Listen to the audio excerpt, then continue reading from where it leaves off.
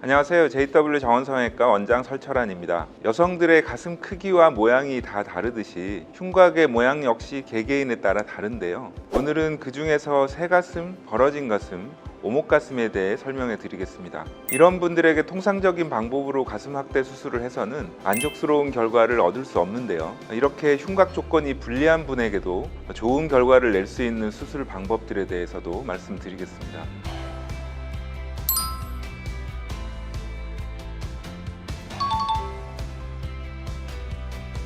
가슴 중앙에는 흉골이라는 큰 뼈가 세로로 자리 잡고 있고 흉골의 양옆으로 늑연골과 늑골이 붙어 있는데요. 이 흉골이 과다하게 앞으로 돌출되어 있어 새의 가슴 형태로 생긴 흉곽을 새가슴이라고 부릅니다. 흉골과 늑연골을 잘라서 새가슴을 교정하는 수술이 있긴 하지만 흉터가 많이 남고 위험성이 높아서 여성분들의 경우 이런 수술보다는 가슴 확대와 지방 이식으로 새가슴인 흉곽을 감춰주는 것이 훨씬 더 효율적이고 미용적인 교정 방법이라고 볼 수 있습니다. 가슴이 작아서 확대 수술을 고려하는 분들 중에서 새가슴인 분들은 가슴골이 예쁘게 나오지 않을까봐 걱정하시기도 하는데요. 적절한 전략 하에 스마트하게 수술하면 좋은 결과를 낼 수 있습니다.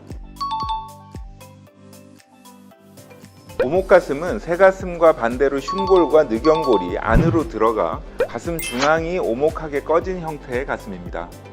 새가슴인 분들은 대체로 흉골의 폭이 넓고 가슴골이 잘 생기지 않고 가슴과 유두가 양쪽 외측으로 벌어져 있는 분들이 많습니다. 오목가슴인 분들은 흉골의 폭이 상대적으로 좁고 유두가 중앙으로 몰려 있는 경향이 있습니다. 새가슴과 오목가슴은 반대의 상황으로 가슴 확대 수술을 하는 경우 적합한 보형물의 형태, 사이즈, 공간 박리 방법 등이 완전히 다릅니다. 각각에 대해 자세히 설명해 드리겠습니다. 새가슴인 분들은 대체로 가슴골 부위가 벌어져 있습니다.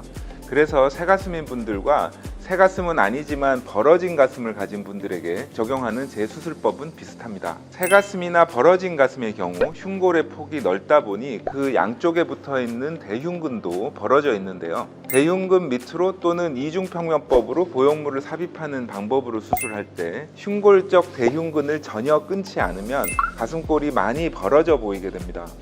가운데 흉골이 솟아있는 구조이기 때문에 수술 후 보형물은 점점 더 멀어지려고 하는 성향도 있습니다. 그렇다고 간격을 좁히기 위해 대흉근을 다 끊으면 보형물 경계가 만져지고 보이게 됩니다.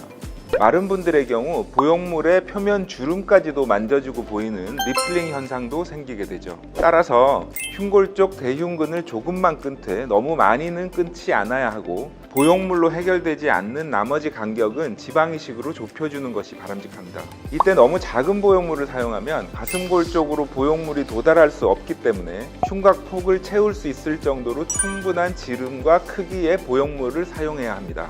이렇게 해야 튀어나온 흉골도 잘 가려지게 되고요. 보형물만으로는 가려지지 않는 돌출된 흉골의 상단부 주위에도 지방 이식을 하게 되면 튀어나온 흉골이 감춰지므로 더 효과적으로 새가슴을 교정할 수 있습니다. 가슴이 벌어졌다는 표현은 가슴과 가슴 사이 간격이 넓어서 가슴골이 잘 안 생기는 상태에도 사용되고 유두가 바깥쪽으로 치우쳐 있고 양쪽 유두가 서로 멀리 떨어져 있는 경우에도 사용됩니다. 용어가 혼용되고 있는 거죠. 이러한 두 상황의 해결 방법은 다릅니다. 가슴과 가슴 사이 간격이 넓은 경우에는 앞서 말씀드린 바와 같이 대흉근 박리를 적절히 하고 지방 이식으로 간격을 좁히는 방법을 사용해야 하고요. 양쪽 유두가 바깥쪽으로 치우쳐 있는 경우엔 또 다른 특별한 전략이 필요한데요. 별 생각 없이 보형물을 이렇게 위치시키면 안쪽 반지름에 비해 바깥쪽 반지름이 많이 짧아 보이게 되어 유두가 더 바깥쪽으로 치우쳐 보이게 되겠죠. 이게 아니라 바깥쪽 반지름을 증가시켜야 유두가 가슴 둔독에서 좀 더 중앙에 위치해 보이는 착시 효과를 낼 수 있습니다. 이렇게 바깥쪽 반지름을 증가시키기 위해서는 바깥쪽 박리를 조금 더 많이 하고 좀 더 큰 지름의 보형물을 사용할 수 있겠는데요. 그러나 바깥쪽 박리를 너무 많이 하면 늑간신경에 영향을 줘서 피부 감각 저하가 심해질 수 있기 때문에 늑간신경에 영향이 많이 가지 않는 한도 안에서 박리를 해야 합니다. 반면 가슴 바깥쪽에 지방이식을 하는 것은 늑간신경에 영향을 주지 않기 때문에 바깥쪽 반지름을 증가시켜 유두가 바깥쪽으로 덜 치우쳐 보이게 하는 데 있어서 지방 이식은 상당히 유용한 방법입니다. 오목가슴인 분들은 흉골과 늑연골이 오목하게 들어가 있고 흉골 폭이 좁고 양측 대흉근 사이 간격이 가깝습니다. 그리고 대체로 유두가 중앙으로 몰려 있습니다. 흉곽이 중앙 쪽으로 경사져 있다 보니 가슴 확대 수술 후 보형물이 점점 중앙으로 미끄러져 들어가 양측 보형물이 가운데서 만나 합쳐지는 합유증이 발생하기 쉽습니다. 따라서 중앙 쪽 대흉근 박리를 소극적으로 해서 양측 보형물 공간 사이의 안전거리를 확보해야 합니다. 또 크기가 너무 크거나 지름이 너무 넓은 보형물을 사용하면 합유증 발생 가능성이 더 높아지고 유두가 중앙적으로 더 몰려 보이게 되므로 크기와 지름이 너무 크지 않은 보형물을 사용해야 합니다. 안전을 위해서 사이즈 욕심은 좀 줄이셔야 한다는 얘기입니다. 오목가슴에서 오목한 중앙 부위를 보형물로 채우려 해서는 안 되는데요. 이렇게 하다가는 양측 보형물 공간이 합쳐져서 두 보형물이 중앙에서 만나는 합유증을 만들게 되는데, 이렇게 되면 가슴이 조랭이 떡처럼 이상한 모양으로 되고 교정 수술도 상당히 까다롭습니다. 좌우측 보형물 공간 간의 안전거리는 확보하되 오목한 중앙 부위를 지방으로 채우는 것은 괜찮습니다. 따라서 오목가슴 교정에도 지방 이식은 유용한 방법이 되겠습니다. 수술 케이스들을 보여드리겠습니다. 이분의 경우 새가슴 소견이 있고 흉골 폭이 넓으며 가슴골이 벌어져 있습니다. 겨드랑이 절개 내시경 방법으로 수술했는데요. 수술 중 임시 보형물인 사이저를 삽입하고 환자분을 앉힌 다음 체크하는 과정입니다. 대흉근 박리를 적절히 했음에도 가슴 사이 간격이 넓고 유두는 바깥쪽으로 치우쳐 보입니다.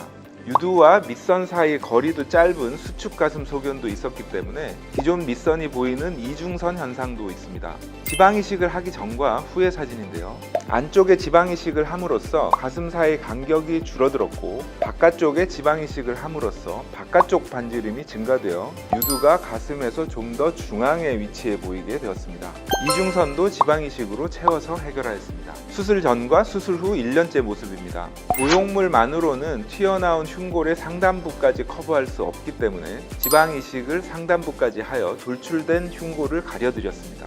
5년 전 타병원에서 가슴 확대 수술을 받으셨는데 새가슴과 벌어진 가슴 소견이 있는 것을 고려하지 않고 수술이 이루어져서 가슴골 쪽이 많이 벌어져 있습니다. 대흉근 박리가 부족했고 흉곽 폭에 비해 너무 작은 지름의 보형물을 사용해서 이렇게 되었습니다. 대수술을 통해 개선하였는데요. 대흉근을 완전히 끊으면 보형물이 많이 만져지기 때문에 대흉근을 완전히 끊지 않는 한도 안에서 조금 더 박리를 하고 흉곽 폭에 맞게 지름이 좀 더 큰 보형물로 교체하였습니다.